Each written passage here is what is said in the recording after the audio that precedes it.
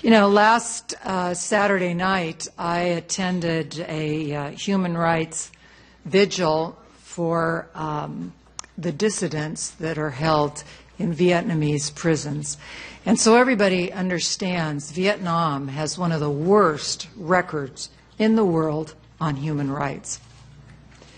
And at that gathering, I stood on the stage with Neil Nguyen, and we honored the 65th anniversary of the Universal Declaration of Human Rights that was passed on December 10th of 1948. So I want to take a moment and just kind of remind some people, everybody actually, of a couple of the articles of that declaration.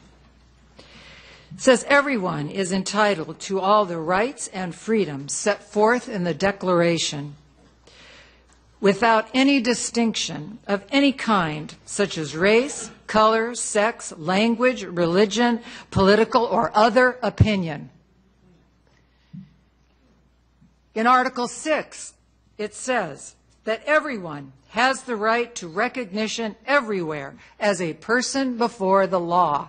And what that means is that human rights trumps cultural, religious, and political beliefs. So having said that,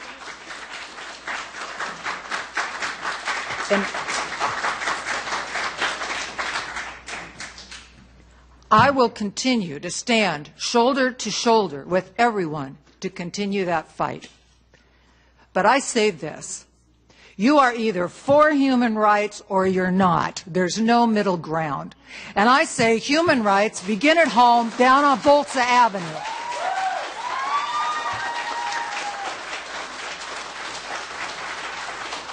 Now, you said you want to have, well, okay, I'm sorry, just a minute. Just a minute, got to get it under control. Okay, Tet is lovely, and it's about, it's a wonderful celebration. It's absolutely, without question, one of the best things that the community ever does. And you stood up and said that you want to have beautiful and nice things in the parade. I tell you right now, look right over there, because there's a lot of beautiful and nice things.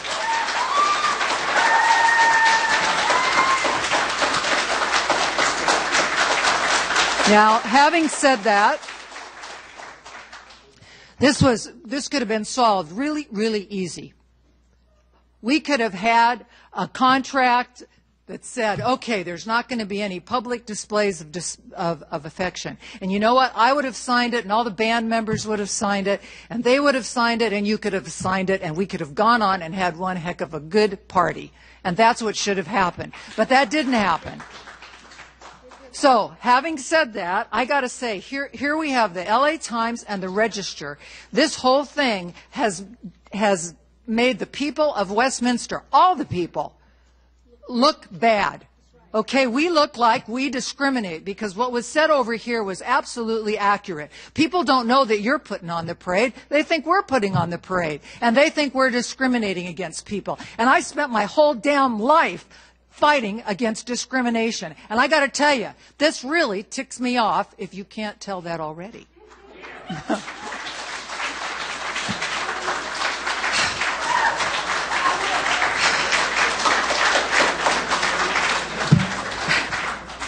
But having said that, I took an oath to support the Constitution and the First Amendment rights.